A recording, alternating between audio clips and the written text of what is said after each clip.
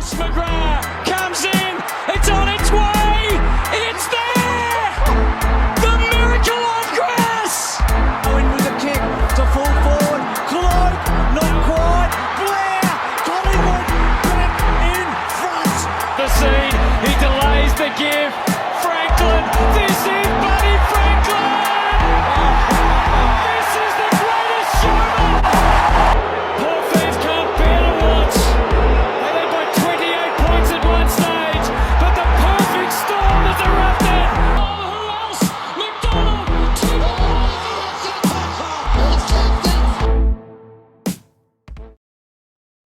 You know what? It really has just been another round of footy, and it's another one. It's super consistent. Everything's the same. There's no surprises any round, and so I don't even know why we watch this sport. And so, this round 7, just another one of those times where everything that we thought would happen happened exactly how we thought it would. So, really no surprises. And of course, it must be opposite day over here in the States because that's exactly what didn't happen this round. Sweet damn, it was not a good time to tip.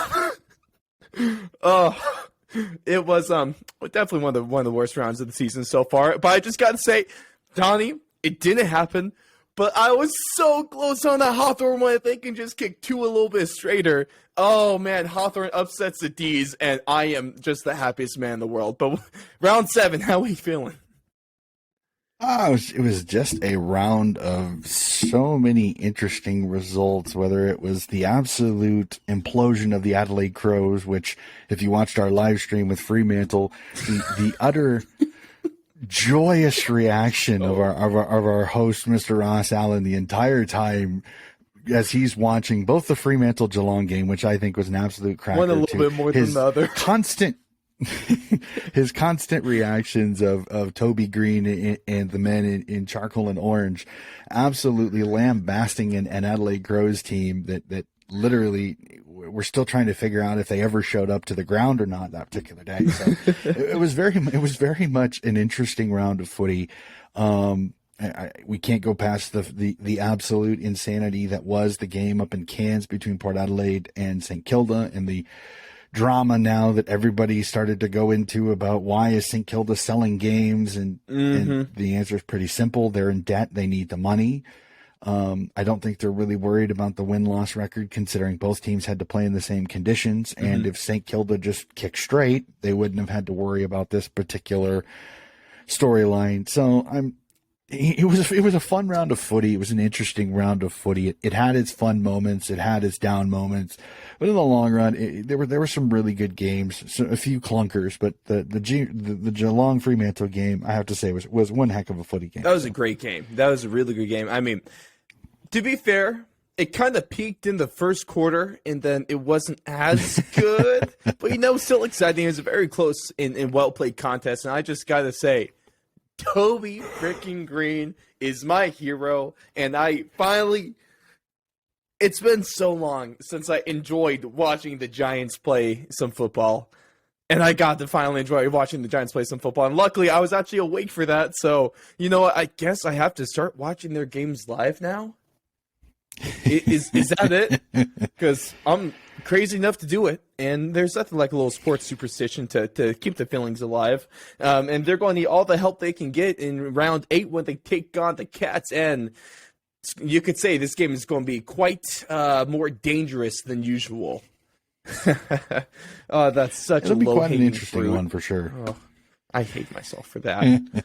But ladies and gentlemen, thank you so much for tuning in to our Round 7 breakdown of the AFL season. If you're listening live over on Twitch and YouTube, welcome in. We love you, and we're glad that we could make your morning, at least in Australia, that much better. If you're just listening to the podcast version, I'm able to get this out just like hours after we're done being live, so it's really not that crazy of a difference. But if you're there, thank you so much for tuning in. You guys have made this season an absolute blast so far, and we're just about a third of the way through, so still a lot of footy to go, not even including the finals. So go ahead, hit that subscribe, follow us on Twitch and all that fun stuff, so we can keep seeing you can keep seeing you can keep seeing our faces and for the rest of the year, and we'll keep on seeing your fantastic replies. But what we got on deck for you guys is a little bit of, a couple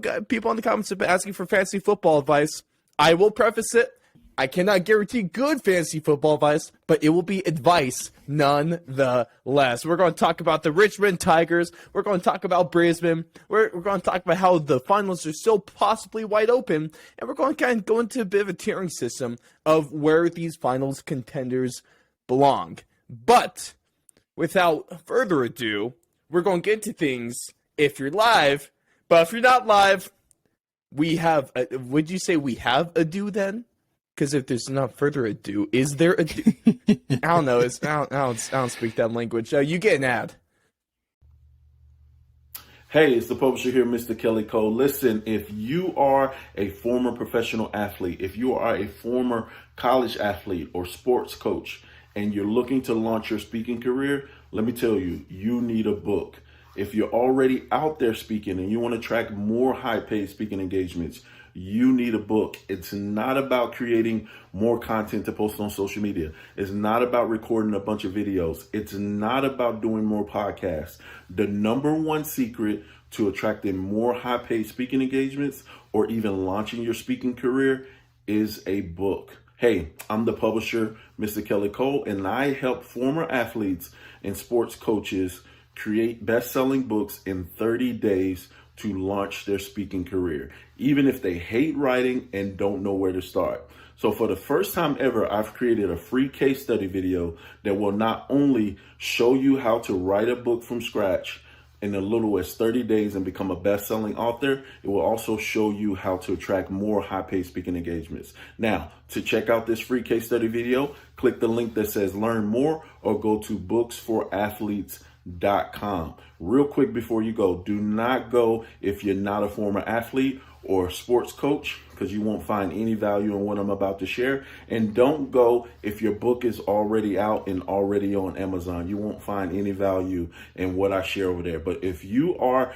a former athlete or sports coach, know that you need a book, or already out there speaking and you want to launch your speaking career, go check out that link now. Writing a book is not as hard as you think. It doesn't even matter if you don't know where to start. My case study video will show you how to start and get it done and onto the bestsellers list. So go now. And we are back from the ad break. If you're live, it was just a mere like maybe 2 seconds right there. So congrats on the easy time. But go ahead, check it out. I'm blanking my head. Booksforathletes.com, that's the one. So go check them out. Honestly, it's really not that hard to write a book. It's a lot easier to make your name out there, make your name known than you might think, and it's really not nearly as expensive as you might think as well. So go check them out on Instagram and Twitter. But first things first, you guys know how we like to start things off.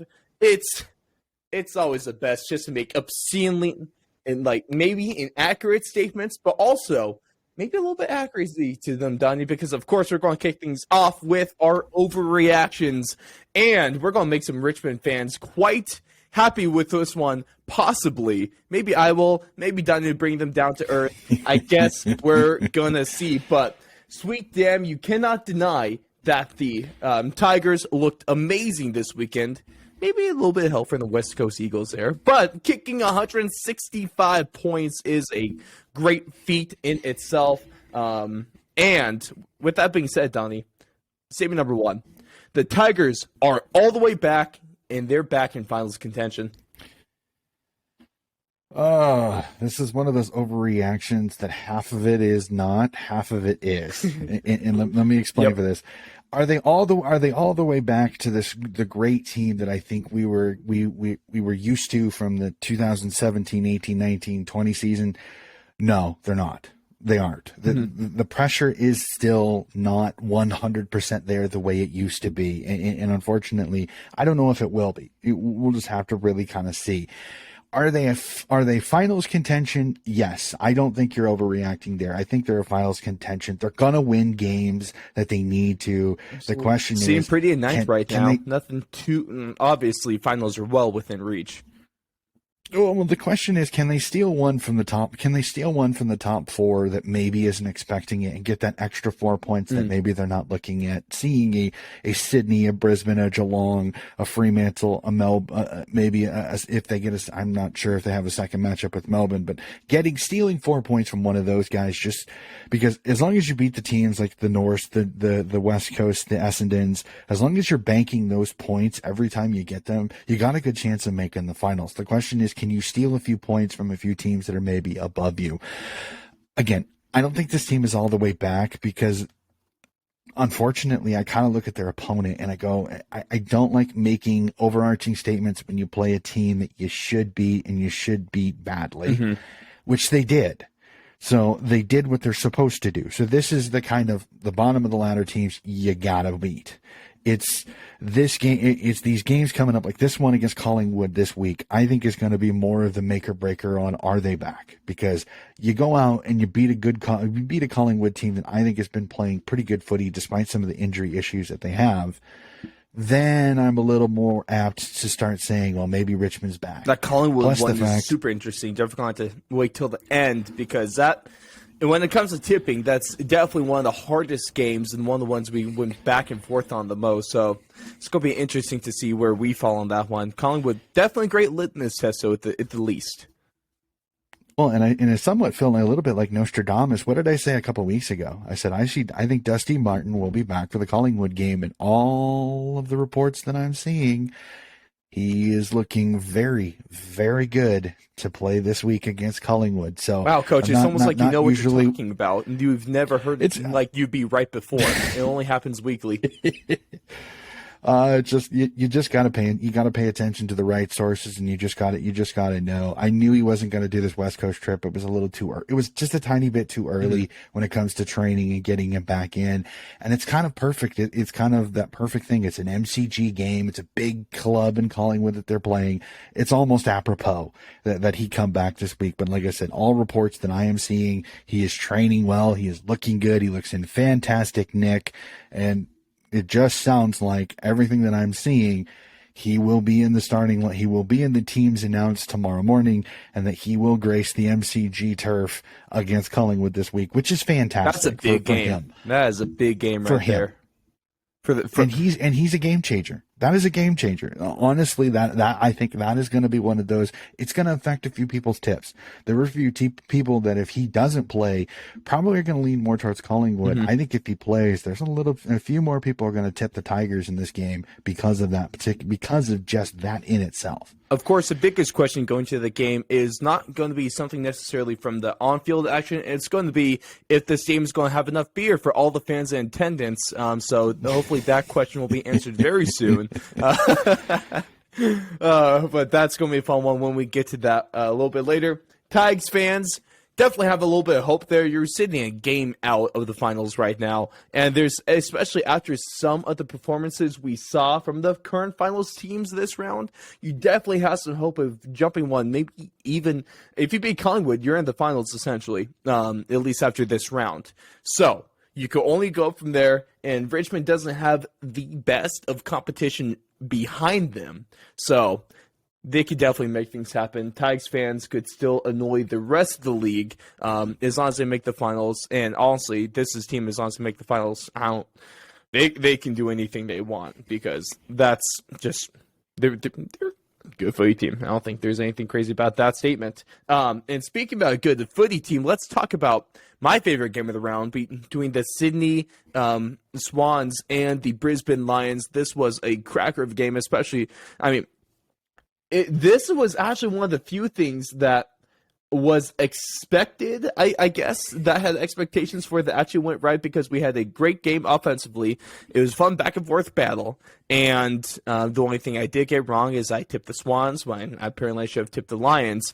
Donnie, I know this might not have been the best game to watch being the blood supporter that you are, but it was a great game nonetheless. But statement number 2, the Brisbane Lions had the best team performance this season. round 7?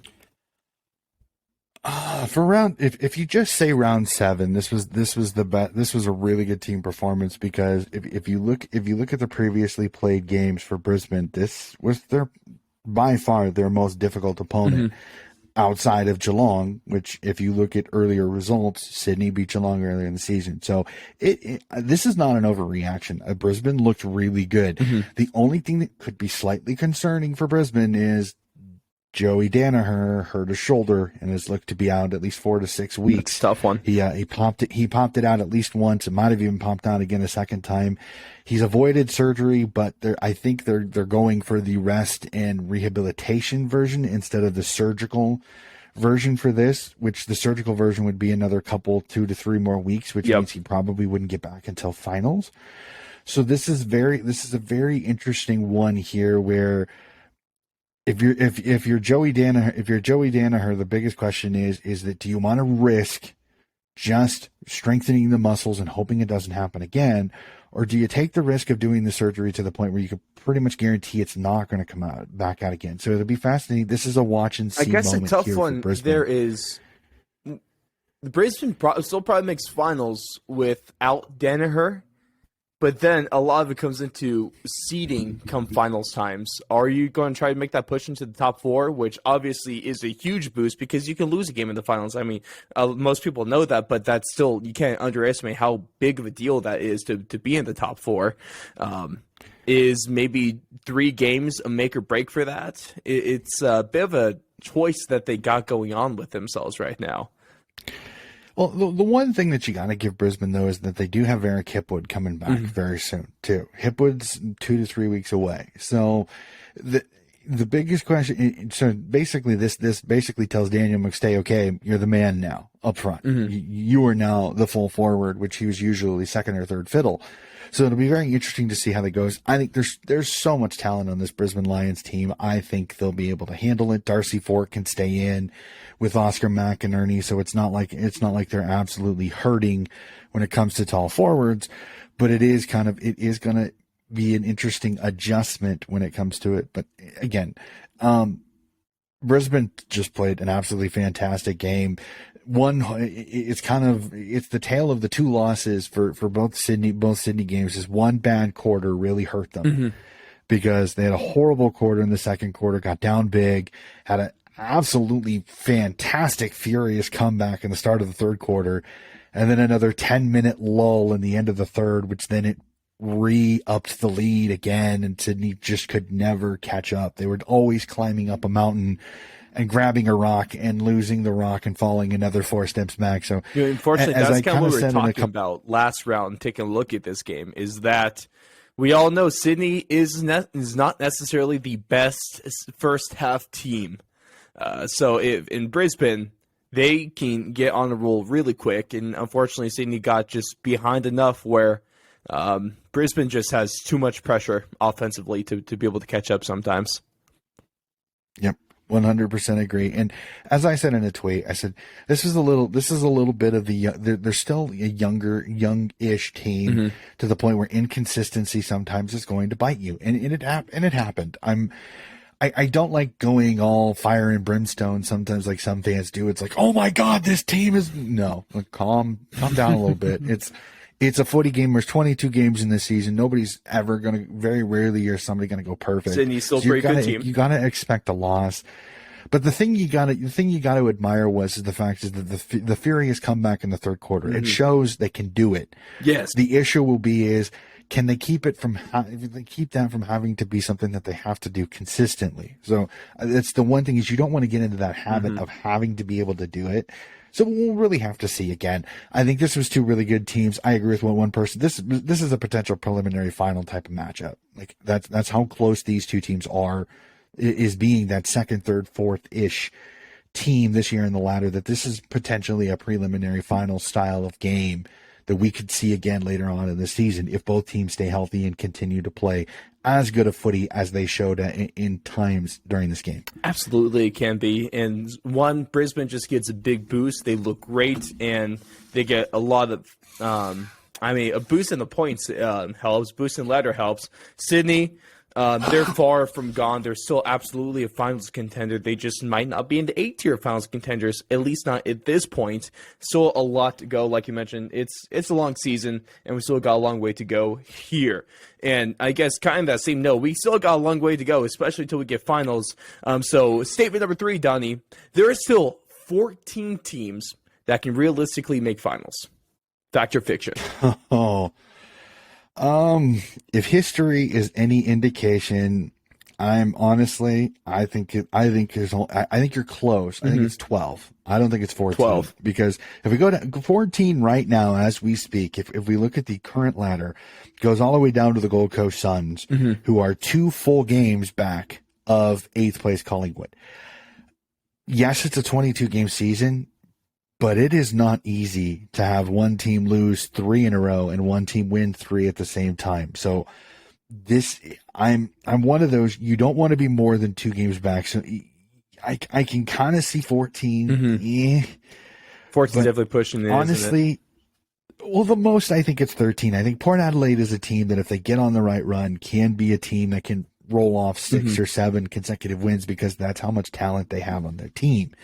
Gold Coast is inconsistent. Usually they start well and then they fade, they flame out in the end. And GWS, unfortunately, showed again their Jekyll and Hyde type of performances. They have a great game, they have a shit game. They have a great game, they have a shit game. It's pretty much up to Toby Green of how well they play. That's all your teams that are at that 8-point threshold in the 14th-ish area, and then you go down to Essendon, North Melbourne, West Coast, which I mean you have to be very, very good the rest of this season. Which all 3 of those teams, all due respect, if you are a fan of these teams, I just don't see it. There's a potential. Yeah, of course. Essendon and North legitimately could if they play more as than good, North. I think, as their talent. Yes and no. Unfortunately, I think Essendon really is getting kicked. They are the proverbial kicking can this week because of the way things have been going, unfortunately. So for me, I think it's an overreaction. I think it's 12. I think Adelaide, Hawthorn, the Western Bulldogs, and Richmond, 3 teams at 12 points, all a game back, I think genuinely are still in the hunt for finals. I think you're pushing it with Port Adelaide, Gold Coast, and GWS with 2 games back. They're there, but it's going to take a Herculean effort the way this season is going, especially when you have teams like Melbourne, you have teams like Brisbane, you have Freo who's playing really well, and Geelong and Sydney. Those top 5 teams, they're going to be hard to beat even for these teams here. I mean, that's going to take a heck of a game to be able to beat multiple of those teams if you still have them on your schedule.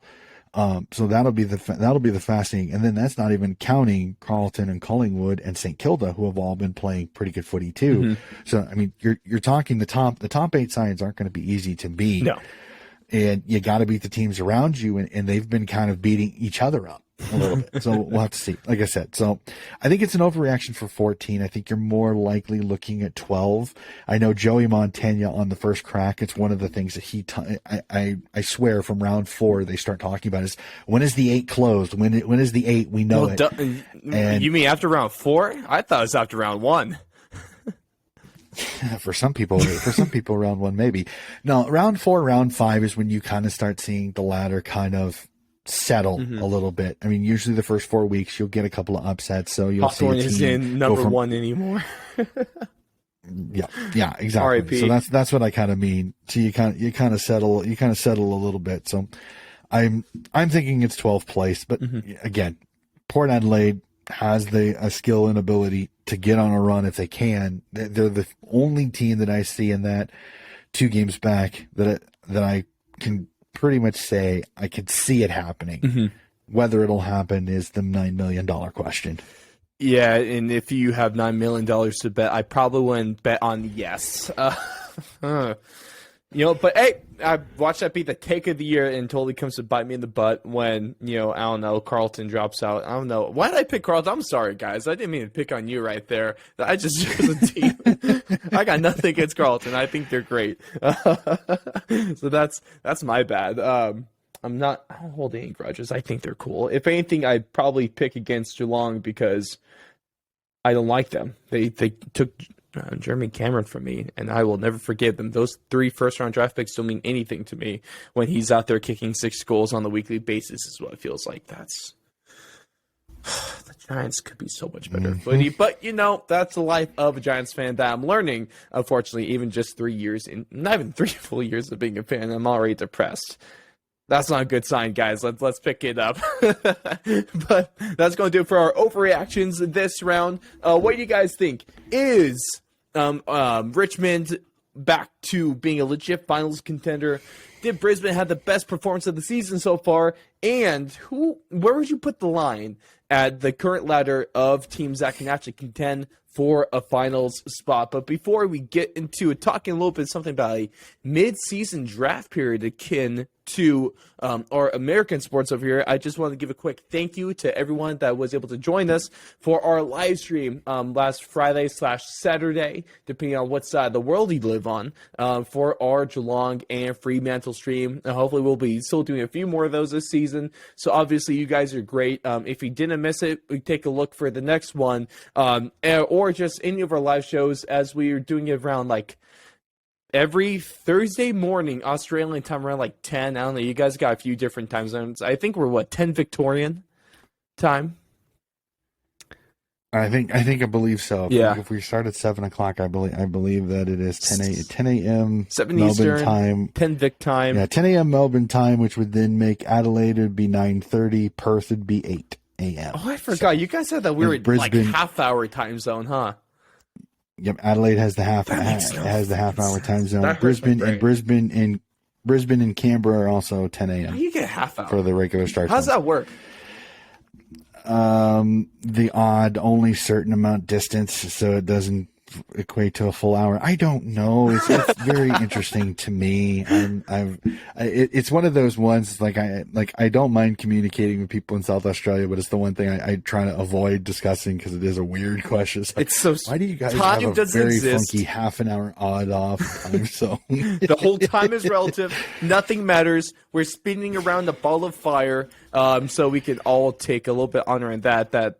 Yeah, we're a half hour off. You guys are freaking weird over there in South Australia. But, it's not your fault. You guys got half hour time zone, winters in summer, and your toilet spin backward. And you guys put hot dogs on slices of white bread. I know that's a line I probably shouldn't cross, but I'm going to do it anyway. Can't go after the snag, man. You can't do it, man. I'm always going after the snag. The only thing that would offend an Australian more is to go after the Aussie meat pie. That's the only way you can offend them more. Okay. I think that's the one line I will not cross is the Aussie meat pie. What if I will say this out of context, but what if I said a Kiwi meat pie was better than Australian meat pie? What if? That might be fighting words there over the ditch. Well, I'll just keep that to out of context. I totally did not say that a Kiwi meat pie is better than Australian meat pie.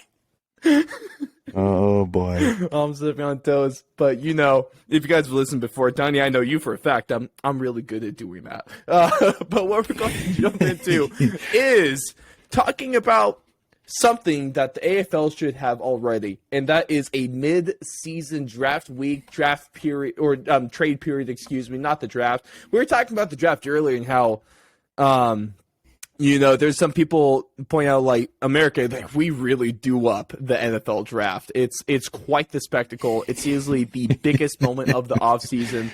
They had a draft we did the draft in a pool in Las Vegas. That's how America does it. And how Australian, it probably won't translate as well to AFL because, man, those draft rules still don't make sense to me. I know they still don't make sense to some draft experts out there. So that just goes to say how confusing some of that can be. But Donnie, there's a few things that we've talked about, over the last couple of seasons of pulling from American sports and putting it into Australian football. The most unpopular one being overtime. I definitely don't want to bring that one up again. We heard you guys loud and clear last round. That one ruffled a feather or two. But your thoughts on the midseason trade period? Well, the reason that I bring this up is, and Ross knows this, is I sent him a text message a couple early in the week because I was watching First Crack on Foxtel, on Fox Footy, because we get the Fox shows on our Watch AFL. Second best show in the world behind us, absolutely. And David King brought and Kingy, who I know I've had a go at him occasionally. Occasionally he can have some good ideas, and he brought up the fact that what he would love to see eventually is a mid-season trade period, or as we like to call it here in the States, a trade deadline, to where trades can happen before. Now, I think it would be more appropriate to follow Aussie sports as have a trade week. So there's 22 rounds. Make sure that you pick trade week. Yeah, around round 11, round 12, maybe around in that time period. And so then it's a situation with the team that he used is the most likely one that would probably capitalize on this, or at least make an attempt to capitalize, we'll have to see, would be the West Coast Eagles, because of all of their issues, but because they've got so many veteran experienced players that I know especially prevalent in our sporting is the older veteran player being traded towards the end of their contract to a team basically to win a championship. Like what I hear it all the time said in the NHL or the National Hockey League is a rental player. Basically, you bring in a guy, he's on the end of his contract, he's probably not going to re-sign, but he wants to win a championship. So a championship caliber team. So he brought up these ones. It was trading like Luke Shuey to the Collingwood Magpies if the Magpies are still in the hunt for the finals. Elliot Yeo to the Sydney Swans to give them more of a contested beast in their options. Nick Natanui, if he's healthy, to Geelong to give them a stable ruck. Or so it's kind of one of those where it's being able to take that veteran player and to be able to spend them for a draft pick, basically, in the next draft as a way to kind of not only to make your draft assets higher, but to be able to let a player that maybe is on the end of their run, maybe only has a season or two left, the ability to go play for a championship. I like the idea, but again, I know there's going to be some Australians that are going to fight this tooth and nail, and I understand. Aussies are some of the biggest sports purists. They remind me of, I would say, closer to baseball fans when it comes to purists. Baseball, I think they have a leg to stand on because Rob Manfred's trying to ruin the game right now, so I don't blame them. But here's the thing though. I understand the passion for wanting to keep the game really similar, but for me, this is something that I know. There's a lot of USA fans that on trade deadline day, or the day that all the trades are finished, there are people watching hours of coverage to see if their team makes a move. So this could bring in a lot of revenue when it comes to TV watchers for people watching a draft deadline show. Foxtel or whoever's got the rights for it. People love this kind of stuff. 2-hour It's drama. People love drama. Well, and you can stick a reporter at each of the club's coverage places, be able to interview them after the trade deadline is over. This is who you picked up. What do you think of the trade? Yada yada yada yada yada. There's more than just the player movement type of thing in this. So there's a little bit more intrigue. It gives you a little bit more content. It can get people more in tuned with what's going on. So I think it's a good idea. Again, I know there's a lot of purists that are going to fight this, and I'm not trying to Americanize AFL. Okay, don't get me wrong here. There are parts of the AFL sport that even me as an American fan, I appreciate. I love the downright crazy passion of the fan bases. It's the best. I absolutely love that. Reminds me of college football because they're. Yeah, I mean, it reminds me a lot of the collegiate kind of fanaticism over here. But I do think there are points where you could kind of change it without being super drastic. Yeah. Like, I'm not talking like have trade deadline, like a trade period for the first 9 rounds. No, you don't have to do that. You can do a week. That's fine. It's a little bit more difficult, but I think a week might actually make trading a little bit easier because teams are going to be a little bit more desperate to make a move. Absolutely. So, and the other thing what this can do is I've seen teams over here go from bottom of the barrel teams, have a great trade period where they trade out 4 or 5 veterans, pick up 4 or 5 draft picks, move a draft pick for another player, and go from bottom of the barrel to a playoff team in less than 2 years. That's exactly what West Coast has a chance to do. So that's what I mean. Is it can exactly, and that's what I mean. Is it can fast track a rebuild to the point where you're not sitting there on the bottom of the ladder, aka North Melbourne, like one of the ones that I heard somebody pop up this year. They said if there was a midseason trade period, North Melbourne could trade Todd Goldstein to the Geelong Cats if they wanted to and try to get a second round or a first round draft pick for Todd Goldstein, because Goldstein can now go for a title. You get a veteran experienced player off your list, so then let Jerry and Coleman Jones, who are your young players on your list, who are most likely your rucks in the future, to be able to fill in that hole since he's traded, and you get an asset for Goldstein in a draft that maybe can get you some more depth in some of the positions that they're struggling with. So it has its morals and it has its positives. Yes, I understand it's a negative. It's an American sport addition to it. I get that. Okay. Again, if it happens, it'd be great. If it doesn't, I'm not going to complain. I'm just saying that if you get a team now that you got all the ruck you got the ruck injury issues that some of these teams have. Well, if you have a midseason trade period, you could trade a team that's got 4 or 5 rucks and no injuries. Could trade a ruck, and you could get a ruck for cheap, which then gives you more depth in your ruck positions. For me personally, is Callum Sinclair for the Sydney Swans could be somebody that a team like St. Kilda or a team like Collingwood could trade for, because he's a stable ruck. He can come in, he can play the game, and Sydney can get an asset for him in that opportunity without having to worry about losing him to free agency. So like I said, it has its positives. I understand it has its negatives. The connotation of it's an American change to my sport. And I get that. Okay. I really do. We okay? do some, don't get me wrong. To be honest, we do our American sports. There's obviously not everything's better. There is some things that American sports do that are better than what Australian sports have to offer. Honestly, there's probably a little bit of American bias in here. I wouldn't be surprised. I'm pretty American when it comes to my sports, and when it comes to how I eat my hot dogs and sausages. Oh, I'm going back to that one again. But I guess the two things that the trade period would bring is, one, it will kind of what you were getting on, Donnie. It will bring more a higher level of competition, because you're not just these teams that have to suck every year and build back a little bit at a time, like the North Melbourne, like what West Coast might be going through right now. They're able to get that bigger jump in shorter amounts of time, which increase the competition level, that increase the kind of parity that we see in the league, and that's not bad for anyone. That's better for ratings. That's better for money, because it's going to bring more eyes to the product. You're going to get more eyes to that team, whether it's from supporters that just don't care about watching, or you're going to bring in new eyes. Everybody, everyone loves an underdog.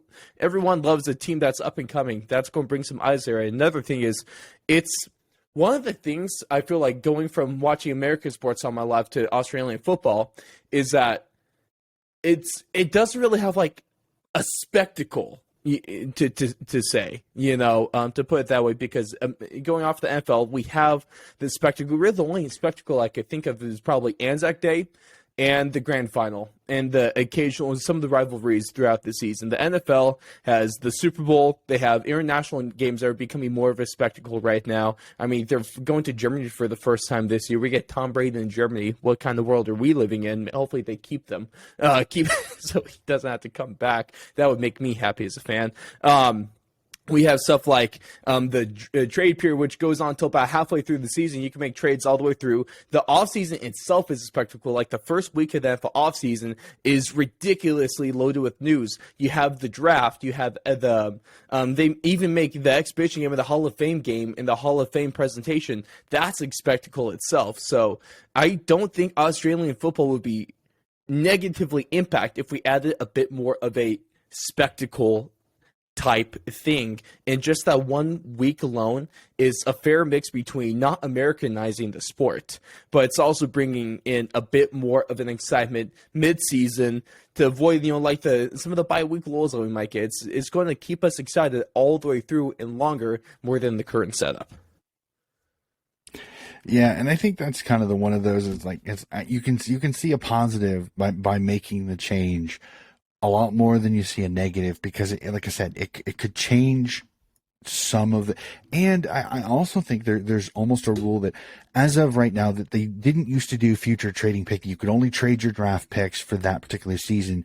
In the last couple of years, they've allowed the next year, but I think start going 2 and 3 years, start really doing future picks because I think you'll have I think you might even see a little bit more. You see a little bit more craft out of some of these list managers. Again, it's not general manager. I think it elevates the skill ceiling when it comes to being like a list manager and team manager.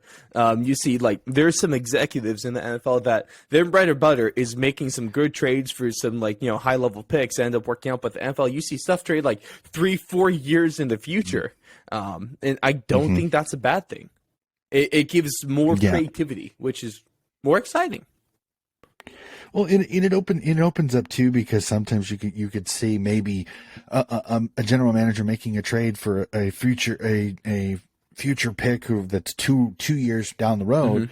Well, you could be banking on that maybe the team that you're trading with sees a tumble and then your pick gets better because you're picking up their first round pick there than that later. So it gives that little bit of unique intrigue when it comes to it. Like speaking personally here, is I'm a Buffalo Sabres fan when it comes to the NHL, is that this year your fan base gets a little bit weird because you start cheering against a team because you know you're going to get their first round draft pick. So if the team that you have their first round draft pick finishes with a worse record, you get their picks. You get not only yours, but you also get theirs too. So there's almost a little bit of, it adds a little bit more intrigue to it too, because that you start noticing, okay, we've got, say, we'll context it here as Ross is going to cheer against Adelaide because they have Adelaide's first round pick in 2023. Yep. So in 2023, they may be watching Adelaide a little bit more, hoping Adelaide doesn't do as well because then they know they're going to get a higher draft. So are you pick. saying there's going to be more eyes on the product? Exactly. So it could add a whole little intrigue to future draft pick. Again, it takes a lot of skill because sometimes you can severely stuff it up. Oh yeah, and you that's the fun, trade though. away. That's some of the fun. And that's like it's the opposite way. It's like if you're a team and you trade away your first round draft pick to win a title for the next 2 years, and you don't, and then for some weird reason you have a lot of injuries and you finish the bottom of the ladder. Well, now the team that you just traded with is going to get a top 5 draft pick because you stuffed up as a manager. AKA what Collingwood had the issue this year when it came to GWS. GWS gets a top 5 draft pick because Collingwood finishes bottom of the ladder. You guys are great. After trading their first round draft pick. So it shows you how it very much is a skill, and it's a little bit of luck too. So it adds a little bit of intrigue. And for many Aussie fans, I know it's a total and complete change, and I understand it. If you have any questions about how kind of the trade period in the middle of the season goes, reach out to Ross and I. We'd be more than willing to talk you through it. I don't think this is going to happen anytime soon. I'll be able to talk your brain off about that, and especially the NFL trade period may not be the most active one, though. Oh yeah, but the NFL, like just this year, Donnie was talking about. If you want an example of teams going all in now on a rental player, look at Von Miller from the Broncos to the Rams. He was traded for a second and a third round pick and a player, and Von Miller goes and he's a pivotal part of their playoff performance and their eventual Super Bowl win. And now he's over with the Buffalo Bills, who extremely overpaid him, but that's besides the point. I'm good for him. Love Von Miller. He's getting his money, but that happens. It happens more often than you think, and that could just bring another form of excitement to this game. So, of course, let us know your thoughts on this one. I'm sure you will not hesitate to drop an opinion if you do have one. I'm sure you do. Let some of the YouTube comments or hit us up on our socials at 4th and Long Media, or you can just at Donnie personally at Coach Has 40 for all your complaints. I would say forward most of them to him. He could vet them for me and show me the best ones. Oh, that'll be fun. But one thing we're going to do before we get to what the blank, you guys asked for fantasy advice. I don't think you might be, at least for me. I'm not going to talk bad about you, Donnie, but if at least for me, I don't really know if I can help you that much, but you want fantasy advice, so we're going to give you fantasy advice. We're about a third of the way through the season. I am struggling at this point, and my list has changed weekly, with at least a third of my team not being the same. Donnie, do you have better advice for them than I can offer at this point of the year? Maybe trade for a ruck. Ladies and gentlemen, I don't mean to contradict my host, but I don't think he's struggling as bad as he thinks he is, because currently I have our fantasy league it's an all-American fantasy league. It's 12 Americans that are playing in it, and currently, as we speak, yours truly is 7th on the ladder, and Ross is 8th. So he's not exactly struggling as bad now. He's only 2-5, and again, we've got a couple of guys. You had to you could just left it at the 8. Come on, that was a low blow.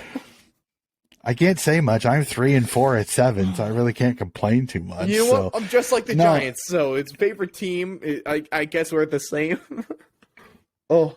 No, when it comes to fantasy advice, the biggest thing that I tell most people is that, especially, and like, if you're going to the AFL fantasy one of your best things to do is to get dual players, get mid forwards, mid defenders, defender it's forwards, so amazing get those guys. Because those guys tend to be higher earning point guys, just because of the fact is, because especially with your mid forwards, is that they're going to go into the midfield just as much as they are in the forward line, and they're going to get more disposals, they're going to get more possessions, they're going to get more kicks, so they're going to rack up more points. Well, not only that, one of my favorite parts about those two-way guys is that it's easier to fill in your list. It makes it easier to like, if you can stack your bench with two-way players, that's some of my best parts, because if obviously I deal with a crap ton of injuries. If you have a list that big, you're going to deal with injuries throughout the year, or especially when it gets to the bye rounds, it just makes filling out your list that much easier. Mm-hmm. Well, and here's the thing. Like, I'll even straight up talk my team. My entire forward line is nothing but dual players.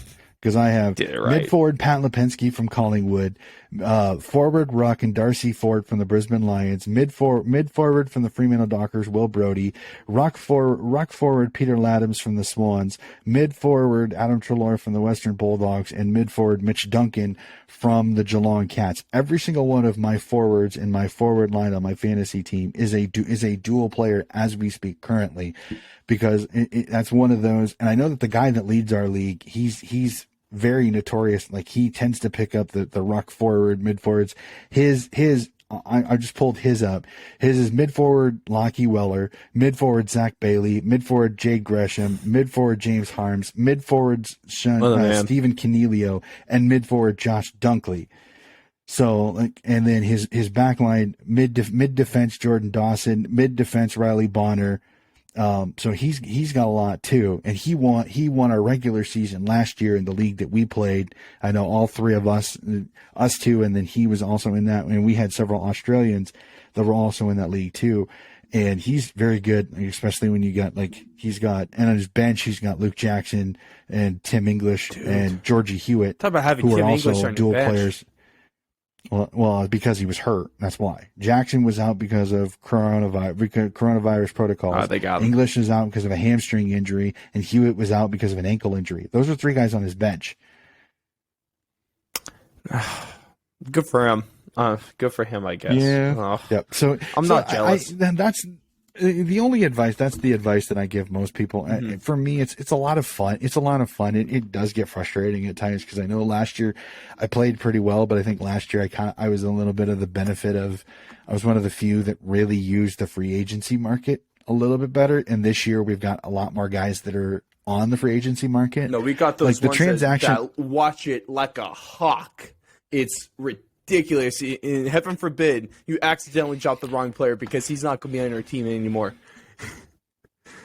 You better try to pick him up pretty quickly, because if you don't, he's gone. And, like, the guy I'm talking about is a good friend of mine. Is that I originally thought about picking up Rowan Marshall, because I wasn't sure if he was going to be back, and I thought about it, and he picked him up.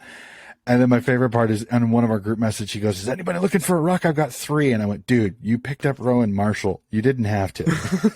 But he's trying to make a trade. I respect that. I respect that he's trying to do it. So Yeah, he's good at it. So the problem is I've been trying to work a trade with him because he wants Will Brody, but everybody biting? I keep asking. I think the issue is that I was trying to get Jordan Dawson off of him, and I think he's a little bit hesitant to let him go. So Fair. because I've had issues with, like, I'd love to get rid of, like, Nick Hind is one of those that last year was a big point getter, and this year he's been either dropped or not playing much. So I'm trying to find a way to offload him without just dropping him. But the problem is if I drop him, there's not a lot exactly huge availability when it comes to free agency sitting on the line. Huh, interesting. Remember what I just said about Rowan Marshall? Yeah. He dropped him again. He dropped him again. Do I have to go? Well, either that. Well, no. Let me check. Oh, this That's is weird great. because he's in the free agent. Of course. No, interesting. Nope. That says he got picked up. I think I'll have to pull out. I'll have to go out of draft and see if it fixes itself. That was weird because I went in and he was in the free agency thing. I'm like, well, I think he got picked up in the free agency market because he was asking people about it. I was like, alrighty. So now when it comes to it, yep, now he's gone. Okay, there. Okay, we mystery solved. I was like, I didn't make any sense. I'm like, I thought he was picked up. Well, that's fantasy advice for you guys. Not going to say if it's the best or the worst. At least it's coming mostly from Donnie, from me. I don't know. I kind of just throw darts and hope for the best. And apparently it's getting me in the finals for now. We'll see if that stays up. Not in the finals. It's sorry, top not in the six finals. because It's the it's 6th, right? league.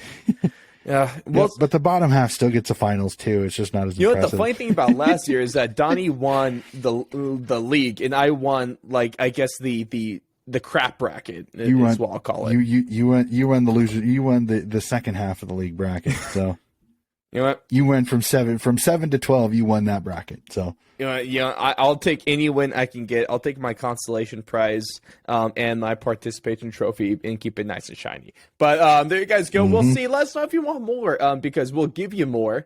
I won't say we'll give anything great, but it will be more is what I can promise. And of course, let's know. Do you guys have any advice for us? Do you have advice for me? Just DM me mostly. You don't even have to include Donnie in any of this. I'll take your insider secrets, please. And yeah, we can work that one out. But ladies and gentlemen, it's time for What the Blank, aka what I was saying.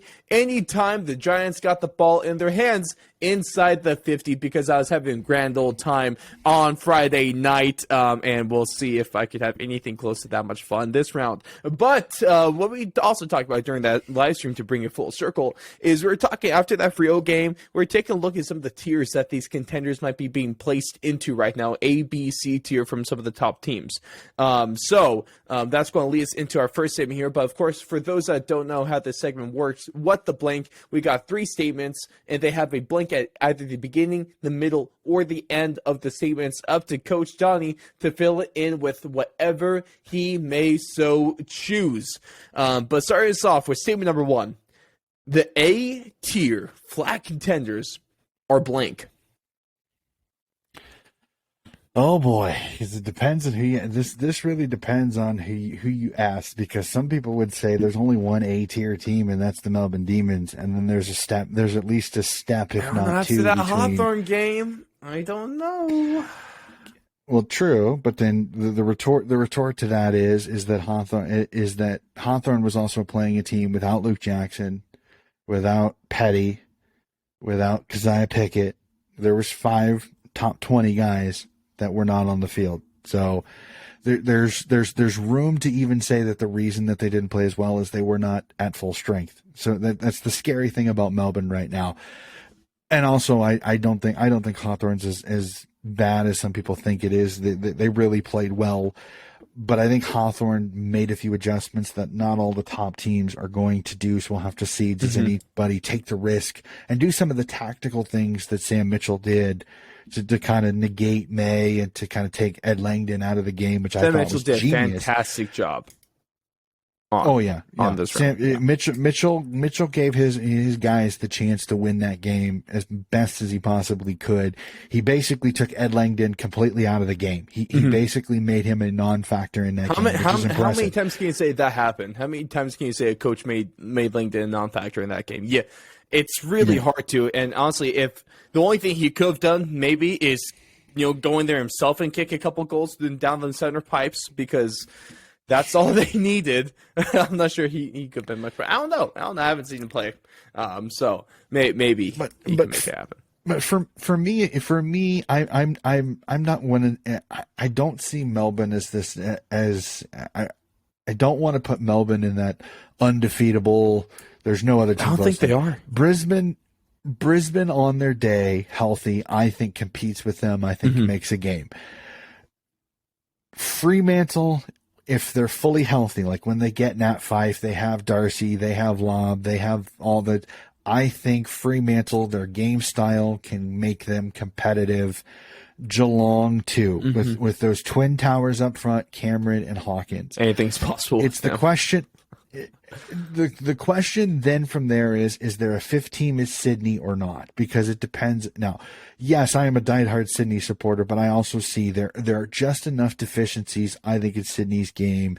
And the fact that they stay on a young midfield, and Melbourne's midfield are men. They are big-bodied, they are strong, they are tough, and that's one of the things that got Sydney last year was they had trouble keeping Melbourne from getting on a roll out of the midfield because the big-body midfielders were winning the contested footy and making it very, very difficult the entire game. So I'm going to put the top four, the four that I said, Melbourne, Fremantle, Brisbane, Geelong right now.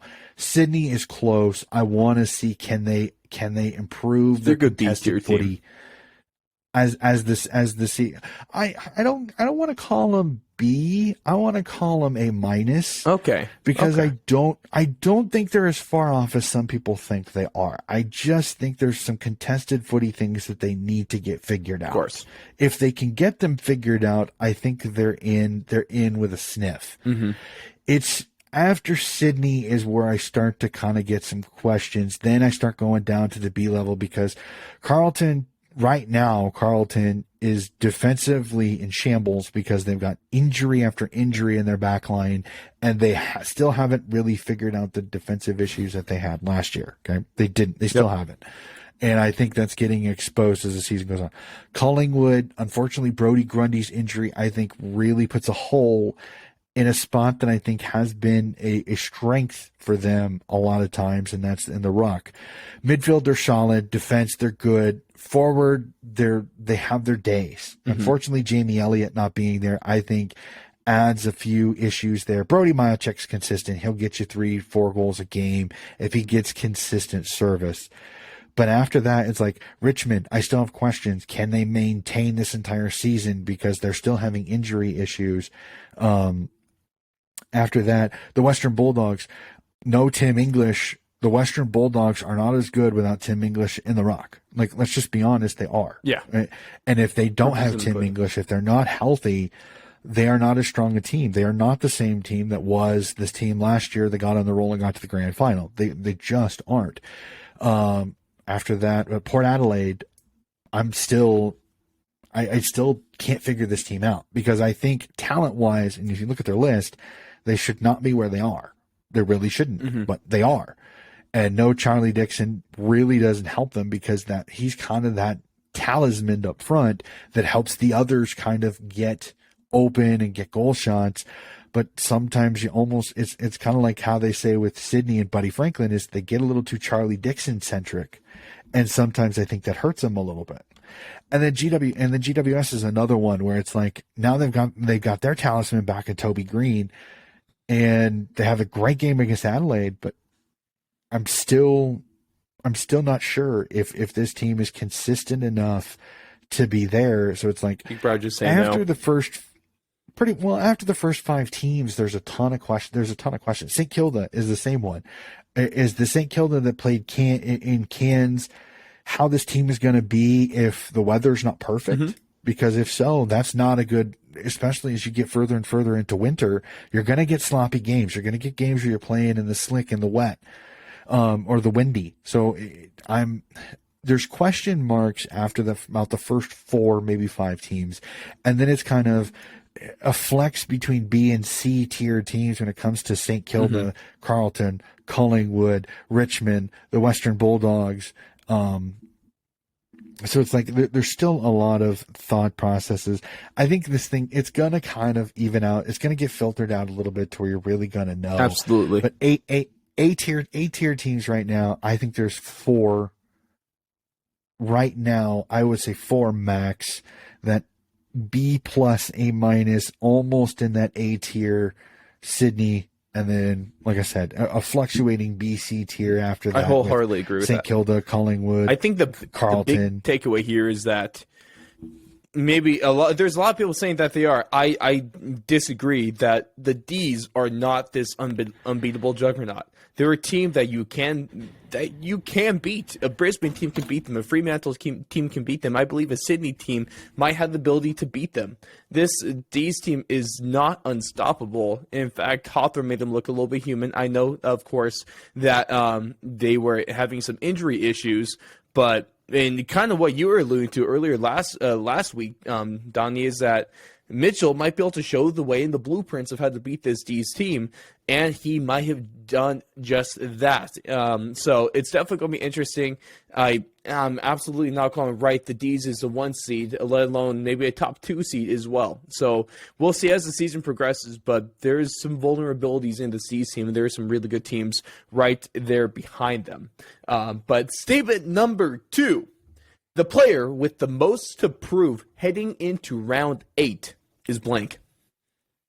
Oh boy, this one I thought about a little bit, but honestly, I think this is going to be fun, Morris, because I'm interested to see how it goes. And that's Dusty Martin. If Dusty Martin plays in this game, Dusty Martin, I want to see how he comes in. Does he come in the Dusty Martin house on fire, absolute ripping player that can change a game anytime, or does he come in kind of quiet? Like, that's my biggest question that I have for it is because if he comes in Dusty Martin, dual medalist type of person, oh man, watch out, AFL. Look out! Richmond could be back because they'll get some momentum for sure.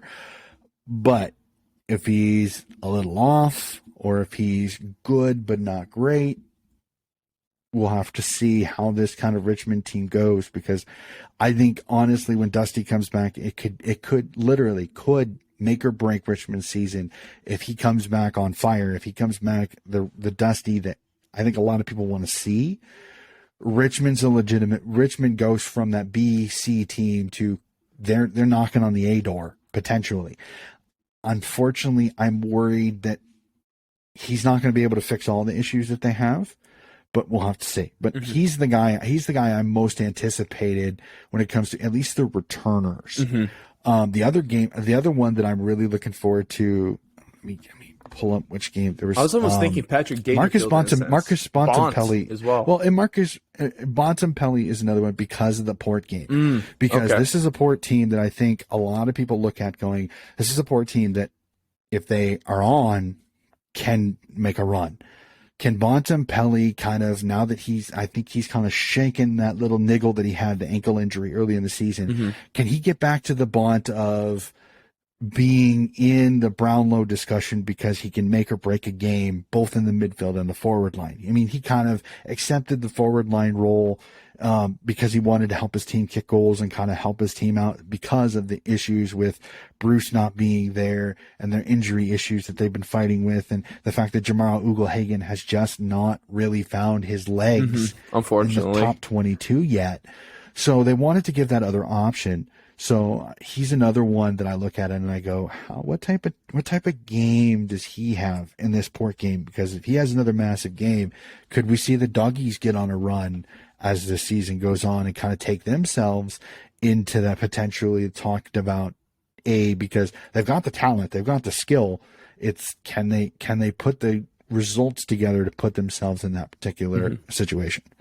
I guess one thing I was thinking was, like I said, Dangerfield, just because he's coming back from injury. This is a fairly big game against the Giants because obviously Geelong, it's hard to afford a two back-to-back losses in this one. GWS is coming off a big momentum game. We saw what happened last time during the regular season last season when GWS took on Geelong and actually kind of took it to them a little bit, which was probably my favorite game. Might have been one of my favorite games to watch last year, and especially because of the forwards. The Hawkins has been on a massacre when it comes to kicking goals, and so has Jeremy Cameron. So I just want to see what Dangerfield possibly does to that midfield. How much of an impact does he bring to them? How much does he change? And hopefully, the worst thing would be to slow down the productions of Hawkins and Cameron. So obviously that's something that is the worst thing you could do. So I just want to see kind of how his cog fits back in there, coming back onto the field.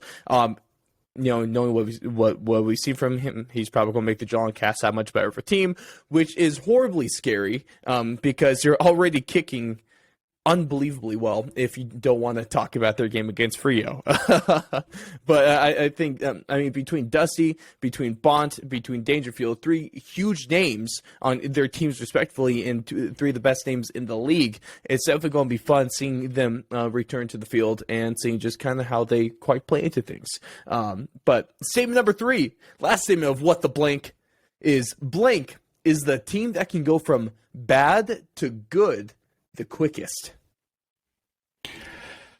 We've kind of already discussed it a little bit. That's Port Adelaide. Yeah. It's kind of one of those. They are the team that I think everybody has they've been giving them the benefit of the doubt this entire season. A few people have proverbially grabbed the diving board and the life raft and jumped off the proverbial port ship, but I've been one of those. It's like, I just think the injuries where they've happened have been the reason that they haven't been playing well. Because, again, Charlie Dixon has been kind of that talisman up front and has really kind of helped the younger players take a little bit of pressure off them. And then Alir was their defense. So you got a a key guy on either side of the footy that's obviously not gonna help you guys out there. And not only this team leaders on either side of the footy, but league leaders on either side of the footy. Charlie Dixon is a premier player of the whole comp, and Alir is he's probably the best intercept marker in the league, and he's a huge threat defensively. So Port Adelaide is definitely one of those teams, kind of what you've talked about a lot this show. And if you had, I'll make you go on a limb here. If you had to give a percentage chance of Port Adelaide's ability to turn it around and become a finals team this year, what would you give them? Totally arbitrary number, but I don't care. I'm gonna give. This is I hate doing this. I want to look at. Well, no. I want to look at the remaining schedule because I think the remaining schedule is going to help me out here. So, all right. So after the Doggies this week, they have North, Geelong, Essendon, Richmond, Sydney, Gold Coast for their next 5 or 6 games. Honestly, if they can beat the Doggies, there's only 2 games tops. If they beat the Doggies, 2 games tops in this little 5 to 6 game set that I think they lose, and then Gold Coast, Freo, GWS, Melbourne, Geelong. I'm probably going to go 35% just because, unfortunately, they've still got a lot of games against teams that I think are going to be fighting for finals. I mean, you got 2 games against Geelong, Melbourne, GWS, Fremantle is still finals contention. Richmond is still, I think, in finals contention. The good thing is you still have 2 games against Essendon, which should be 2 wins. You have 2 games against Richmond, 2 games against Geelong. So, I mean, in your pairs, unfortunately, you got 4 games that are tough. Yeah. So I'm gonna go. I'm gonna go 35%. But I again, this is a team that if they get hot, they can beat anybody. They have the talent, they have the skill that they can do that. Like I said, the $9 million question is, will they? Because I mean, you drop this one to the Doggies, and you're one in I believe 1-6, I believe, or something to that effect. So you're not looking, or 2-6. That's a tough one to come back They from. do have 2 wins. See, I have a hard time seeing them at 2-6 being able to make the finals, just because you'll potentially be 3 games back, and you still got 2 games against Geelong. You still got a game against Melbourne. You got 2 games against Richmond. You got a game against GWS, which again, GWS is a team that you just never know. So, I love Port's list. Mm-hmm. I'm just worried that they've put themselves in a too big a hole. So this is almost a must win against the Duggies this weekend, which I sometimes is a dangerous proposition in the 8th game of the season. That is a great point right there. It's going to be fun though. Port Adelaide, you guys still have hope. It's kind of running out, but if you could get a good, game together these next couple of rounds, that really could make or break the season. But that's going to wrap it for us when it comes to What the Blank, and let us know your biggest What the Blank moments from this round, including who would you put in the A tier? Are the D's this unbeatable giant that some people are making them out to seem? Who do you think has the most to prove this going to round 8? And is there a legitimate chance that Port Adelaide can turn things around? But it's time, before we get to our tips, it's time to put the man on his pedestal, and not the soapbox. Rather than the soapbox, he'd like to put himself on. I will do him the honor, putting him up on his pedestal. Let's shine the spotlight, the best list in all of the world, whether it's from this continent or the one that this sport actually comes from. It's time for Coach Donnie's team of the round. So, Coach, take it away, and I think we already could guess some of the forwards that made this. Yeah, it was a fun. The forwards again. The base. I love when the base minimum is 4 goals, because the base minimum for here. Every single person that is in it has at least 4 goals. Even the bench player had at least 4 goals. So that kind of shows you where. So it makes when I'm filling out kind of the best player for each position on each team, because how I kind of do this is a little bit of insight here before I go into this, is that every week I fill out the best player at each position, ruck, mid, defender, forward, from each team in each of the games. And occasionally, like I said, if you get 2 forwards that kick 6 goals, I'll put a couple in there. I try to just do 1 midfield apiece, because if I did that, I have a couple of teams that may have the midfielder, so I try to spread the midfield out a little bit. But it's fun sometimes, because it makes it very easy to choose when it's like, okay, I've got 8 guys that have kicked 4 goals or more. Well, it makes it a little bit easier than it just who's the 7 in and who's the one guy exactly who doesn't make it in. So, and then the rucks is pretty easy. The rucks is always fun, because usually you get Max Gone, Brody Grundy, 2 or 3 other guys, and then really the rest of them are not going to put up the stats to really come close to the big guys. So it's kind of fun. So here we go. Team of the week, as usual. We always start with the defenders. I know his team did not play well, but he still had a pretty darn good game. West Coast, Liam Duggan, 28 disposals, 10 intercept possessions, 5 score involvements, 9 marks, and 276 meters gained. Surprisingly, for his team scoring a lot, this gentleman had one heck of a game, and that's Richmond's Nick Vlosten. 24 disposals, 14 intercept possessions, 4 score involvements, 10 marks, 3 tackles, and 341 meters gained. And this next gentleman, I have him here as a defender, but he played a lot of wing in this particular game, so his statistics are a little bit ridiculous. That is Geelong's Tom Stewart, 40 disposals, 11 intercept possessions, a goal assist, 7 score involvements, 14 marks, 4 tackles, and 961 meters gained.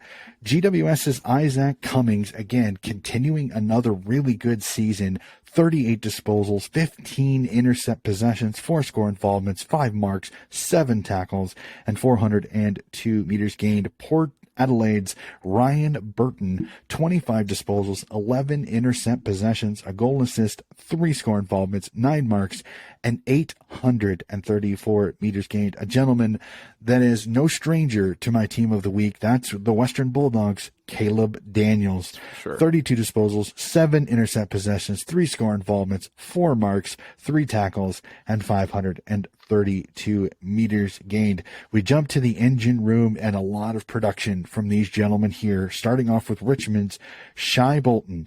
30 disposals, 3 goals, 2 behinds, 4 goal assists, 15 score involvements, 8 marks, 7 clearances, 4 tackles, and 719 meters gained. A gentleman very synonymous with my team of the week this year, and that is Carlton's Patrick Cripps.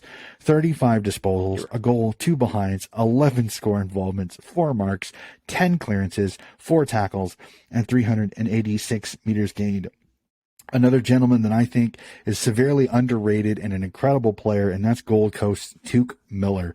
36 disposals, 2 goals, 2 goal assists, 10 score involvements, 4 marks, 10 clearances, 6 tackles, and 590 meters gained. The Western Bulldogs' Josh Dunkley. 29 disposals, 2 goals, a behind, 3 intercept possessions, a goal assist, 7 score involvements, 6 marks, 6 tackles, and 305 meters gained. And I personally got to watch this gentleman absolutely tear Sydney a new one, and that's Brisbane's Lachie Neale. Yes, 37 disposals, a goal, 5 intercept possessions, a goal assist, 9 score involvements, 3 marks, 11 clearances, 9 tackles, and 418 meters gained. We go to the Rucks, and surprise, surprise, no Brody Grundy. Who do we think's going to be there? Mr. Max Gawn of the Melbourne Demons. 29 disposals, 2 goals, 4 intercept possessions, 11 score involvements, 6 marks, 9 clearances, 3 tackles, 35 hitouts, and 406 meters gained. All right, sir, here we go. The forwards. Let's start counting the goals. Here we go. We start off with Richmond's Tom Lynch. 19 disposals, 7 goals, 5 behinds, goal assist, 15 score involvements, 14 marks, and 349 meters gained. GWS is the man, the myth, the legend that is Toby Green. 17 disposals, 4 goals, a behind, a goal assist, 11 score involvements, 7 marks, and 297 meters gained. Carlton's Harry Mackay, 15 disposals, 4 goals, 2 behinds, 6 score involvements, 11 marks, and 334 meters gained. I mentioned this gentleman earlier, Mr. Consistency, Collingwood's Brody Majacek. 13 disposals, 4 goals, a behind, 8 score involvements, 7 marks, and 232 meters gained. Next, he just left Carlton and is making an impact, unfortunately, because of Max Kingston missing, and that is Levi Casbolt of the Gold Coast Suns. 12 disposals, 4 goals, 4 behinds, 8 score involvements, and 4 marks. No, ladies and gentlemen, this next pick is not a homer pick. This guy had one heck of a second half, and that is Sydney's Lance Buddy Franklin. 6 goals, 10 score involvements, 7 marks, and 328 meters gained. We go to the bench. Playing defense, normally he's a midfielder, but he's been playing defense not too badly, and that's Collingwood's Scott Pendlebury. 25 disposals, 7 score involvements, a goal assist, 4 score involvements, 6 marks, 6 tackles, and 416 meters gained. And a gentleman I'm surprised made the bench, but he made the bench this week, and that's Melbourne's Christian Petrarca. 31 disposals, a goal, a behind, 3 goal assists, 10 score involvements, 5 marks, 3 clearances, and 637 meters gained. A newbie in the ruck position, and that's Geelong's Mark Blitzovs. 20 disposals, 2 goals, 6 intercept possessions, 6 score involvements, 4 marks, 4 clearances, 4 tackles, 20 hitouts, and 309 meters gained. And rounding out the team of the week, as I said, 4 goal minimum, Essendon's Peter Wright. 12 disposals, 4 goals, a behind, a goal assist, 8 score involvements, and 4 marks. And that is it for the team of the week. A very interesting team of the week this week. 4 rounds in a row where you have to kick at least 4 as a forward to make it.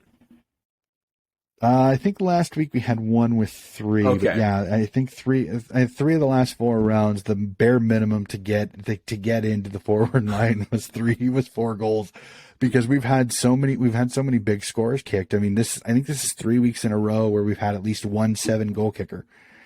You know, I think it's safe to say that the AFL... Matty Taverner 3 weeks ago, Jeremy Cameron 2 weeks ago, and then this last week with Tom Lynch. I think it's safe to say that the weeks. League's in good hands when it comes to goal scoring.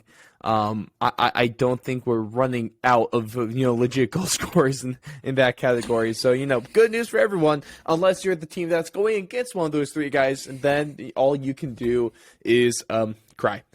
But we're going to cap things off with our round 8 tips, and we're going to hope that it goes better for all of us, because both for me and Donnie, and for lovely friend of the show as well that's in the tipping competition with us, all didn't do that well. Funny enough, that Donnie was saying the only person that did well out of our group is the one that just kind of guesses.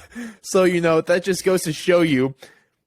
Yeah, no, that's a pretty good way to sum up what happened in round 7. But fingers crossed that hopefully our choices prevail in round 8. There's definitely a few of them here that you can go back and forth on. Some of them are fairly easier to tip, at least more than others. But what we're going to start off with is our Friday night football game of the Port Adelaide Power and the Western Bulldogs. We got about 70% of the world riding, of tippers at least, riding with the doggies in this one. But I feel stupid, but I might go with Port Adelaide. You might, or you are? I think I am. I'm going with it. Going with it. Okay, now here's where some of the people that are watching the video are going to be like, "Coach, you spent all this time talking at Port Adelaide." But I'm going to tip the Western Bulldogs, and it's only because I'm not sure if Port Adelaide, if Charlie Dixon doesn't play, that I think that hurts Port a little bit.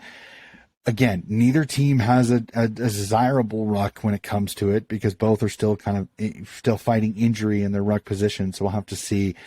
And I don't know. I think there was some positive momentum for the doggies out of the last game. So I think they're a little bit more positive momentum. The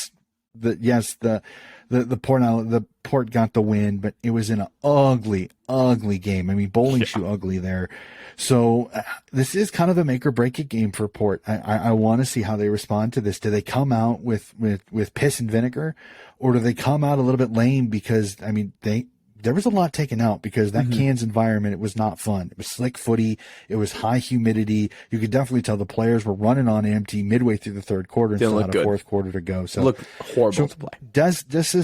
Does it actually affect them further on a little bit? So I'm going to tip the Western Bulldogs, but I have said this and I'm going to say this. This is the game that I'm keeping a very close eye on, because again, an upset will not surprise me, because I think Port Adelaide's got the ability to do it. Absolutely. Now, this next one, we're probably not going to get an upset. In fact, it's quite the margin when it comes to the Bay Lions. Freo, the Buck 08, and North Melbourne all the way there at 750.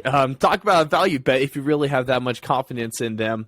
But Freo is having some of the Rona issues, but also it's the Roos, so I'm tipping Freo in this one. Well, at least in the tipping game that I have on my phone currently, they are 99-1 favorites. Yep, 99%.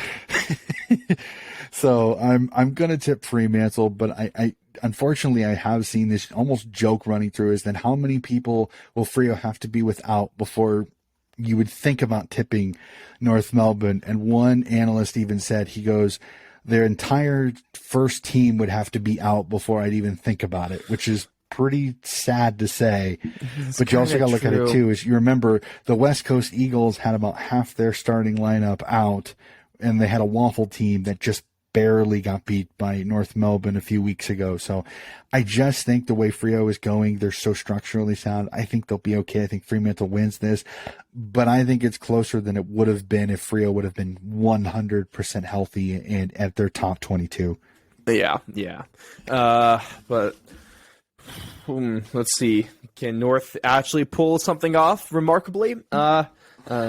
Maybe not, especially it's an Optus, so it might just be a bit of a morgue for North, but we'll see. I think this next game is the one that had the hardest choice tipping between Richmond and Collingwood, because there's a lot of stuff you like from Collingwood's side. Richmond, a lot of it rides on Dusty Martin's return, also rides on the form of Dusty Martin that we get. I'm going to side with Richmond. I think there's more positives on them than Collingwood, but I think the Crows can, or sorry, not the Crows, the Magpies could definitely give them a run for their money, especially at the MCG. I'm with you. I'm like I said, I'm anticipating Dusty Martin back, and I think they get a lift. I think Dusty Martin coming back, you're going to get a huge lift. I think you're going to get a big Richmond Tigers army welcome back when it comes to Dusty, and I think they're going to ride the momentum. So I'm going to tip Richmond in this one. But I agree with you. I think Collingwood keeps this close. I think this is a nail biter. This is going to come down to late in the fourth quarter. Next one, oh boy, Sydney. If you blow this to the Gold Coast Suns, unbelievable. But this is a copy paste anything I've said about the Gold Coast Suns in their games from the last 3 rounds. There is a good chance that they stay in it because they're that kind of team. But the Swans should win this game. Simple as that. I'm 100% with you.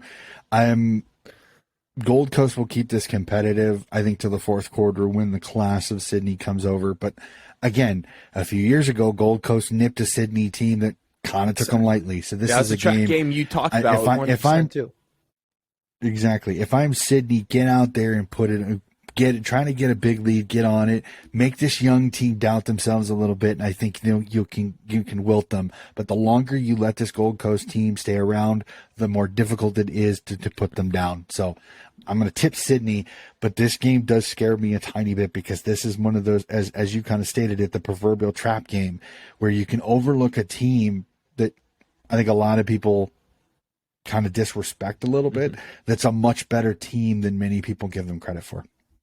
And this is another one of those games where 99% of tippers are going with the Swans. We got one more game that's a 99%. Hopefully, hey, shout out to the 1%, though. You guys are bold, stupid, maybe a little bit of both, and I respect it. The next one is... just one-eyed fans of the team that's 1%. There's that third category, too. So, for Gold Coast, I'm surprised they must really round up on the AFL website because I don't think they have enough supporters to make up that number. But this next one, I'm going to still go full-on pessimistic mode because it worked last round, so we'll see if it works again. But the GWS Giants absolutely suck. There is nothing redeemable about this team. In all reality, they should get boat raced by the Geelong Cats. I'm not expecting anything good from this game. The Cats are going to win it. Is there anything worse I can say? Toby Green is not a good footy player. I don't even feel comfortable saying that. That just feels wrong as a fan. Even trying to be absurdly pessimistic. I got the Cats in this one, but the Giants could pleasantly surprise me. You guys, please.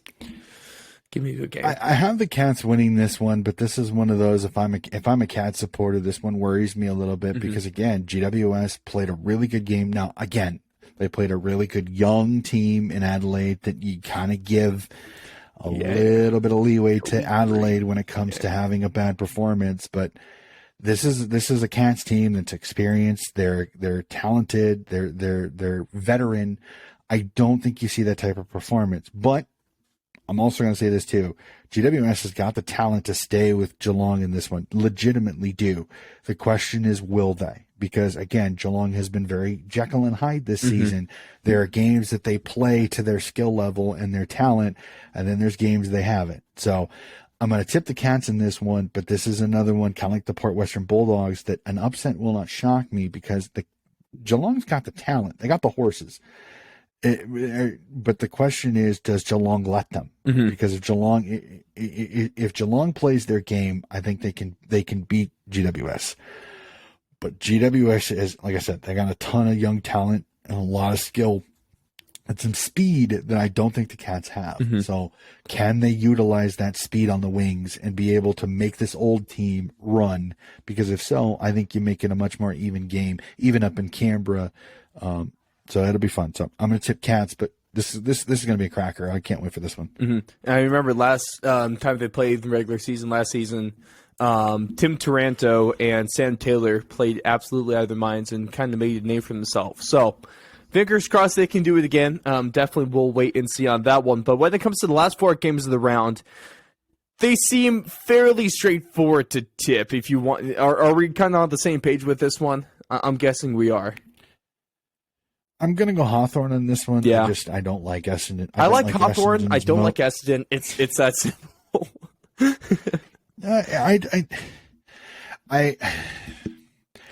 it's the game style right now. Hawthorn is Hawthorn and Essendon have flipped jumpers this year because Hawthorn is the team that I can't wait to watch because they're exciting. They play a brand of footy that's enjoyable to watch at times.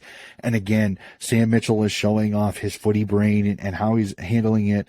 He doesn't have to get too fancy with this one. I think if he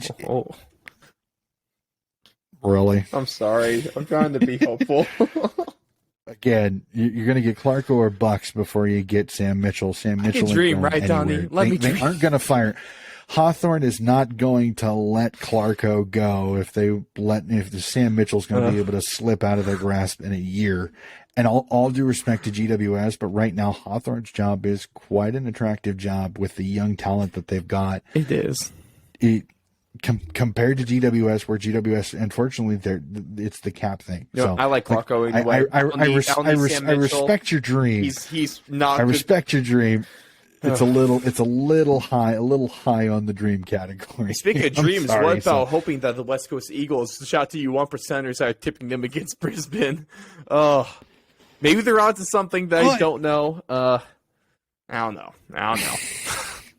Again, on their day, if the Eagles play their best type of footy, they can play with anybody. The problem is that I don't think they found it yet. I don't think they've found the right mojo, and the fact that they can't play the style that they played in 2018. They can't play the kick mark matchup. It just doesn't work because if you turn the footy over, it comes back in with interest, and that's the thing that's killing them right now. And no Nick Naitanui. You're still, Elliot Yo's still having injury issues and just absolutely putrid form by Shuey and Kelly and some of their superstars. I would love to see Brisbane get tested by the West Coast Eagles just to kind of see people go, but I don't see it happening. No. Unfortunately. Would be funny though. But talk about, if you want to look at betting odds, this is the craziest spread I have ever seen while watching footy. Brisbane, Bucko 2. The West Coast Eagles, $15. Damn! Not 150, 15. Ooh. Talk about a value pick right there, though. The next one, I would, when it comes to the underdog, I would definitely put a little bit more faith in them, especially after the last two games. St. Kilda against the Melbourne D's. I'm going to tip the D's. I have no problem with that one. Same thing for Carlton, Adelaide. Blues and D's, probably going to take these ones. I'm with you on this one. D's over St. Kilda, but this is kind of your could be a really close game test. Well, this is your litmus test for both teams. This is, does Melbourne go, okay, we're going to start playing our best possible footy, and is St. Kilda going to be the victim to that? And Carlton, I like the way they're playing currently, and Adelaide's got a lot of Jekyll and Hyde because of also being a young team too. You're playing an experienced team with a lot of talent on it. But I'm going to say this right now: keep an eye on of the games this round. This is one I almost tipped. I almost tipped Adelaide over Carlton because, again, you've got a young team that's very hit or miss, and you've got a Carlton team that's really injured in the back. Very inconsistent at times. Yes, they score, but they're inconsistent. This is the one I really thought about, is the Carlton-Adelaide one. I tipped Carlton, but they're my smoky. If you had to make me choose between some of these games of what's the biggest possible upset that might surprise people, I think this is it. I think Adelaide could potentially pip Carlton. I'm going to tip Carlton, but I'm going to love watching this one because this one's going to be a barn burner. It's a great way to cap off the round, certainly. So I'm super excited about that. But let us know your thoughts on the tips. I think the one tip, I don't have that crazy underdog tip this round like I typically do. If I was going to... I kind of did with Port. Yeah, that's fair. I guess normally I just go a little dumber in my selection. That's probably the way I describe it. Not smart, not bold. It's just dumb. If I was going dumb, it's a little off the wall. If I was going to have, all right, Ross's stupid tip of the round, St. Kilda over the Melbourne Demons. I'm just going to keep riding with that one. My anti-demon. You're just going to keep tipping. You're just going to keep the whoever's playing Melbourne is your stupid one, just hoping that you get one right? Apparently, if I'm right, I'm a genius. If I'm wrong, it's really not that big of a surprise. So, win-win for me, baby. That's like you. That's like Donnie and his. Oh yeah, I'm tipping them, but I could easily see this team winning. I'll take a page from your playbook. Definitely not throwing shade your way. You damn fence rider. Sometimes that might be the best possible place. Sometimes. No, I will not disagree with you. But ladies and gentlemen, thank you so much for tuning in to our Round 7 breakdown. Tons of great stuff here, whether it be from the draft, whether it be me hating on how you guys consume your sausages, that, all of the above, it's going to be a lot of fun. If you joined in live, thank you so much for tuning in. And if you are just catching the podcast version, you guys are still amazing people, and I truly love each and every one of you because you give my job a little bit more purpose than if I just talk to myself or just talk to Donnie and then to no one. So thank you. So go ahead, if you haven't yet, subscribe to us on YouTube, follow us on Rumble, Twitter, Instagram, Twitch, Apple Podcasts, Spotify. We're pretty much everywhere. Or, of course, you can just go on over to thefourthandlong.com and follow everything from there. But, Coach, your thoughts on the Snag in one word or phrase? Underrated. Everything that I hear is pretty darn delicious. And yet, yes, it may seem very simple when it comes just a white piece of bread and onions, but throw a little tomato sauce onto it, and you got yourself basically the same thing that we do when it comes to a sausage and a bun. Just no bun, it's just bread. So I really don't see the difference in it. So I think you're underrating it, sir. Underrated? Yeah, and I totally don't do it just to sip on toast. I've never done that before in my life. Ladies and gentlemen, go out there, enjoy a Snag, and we'll see you after round 8.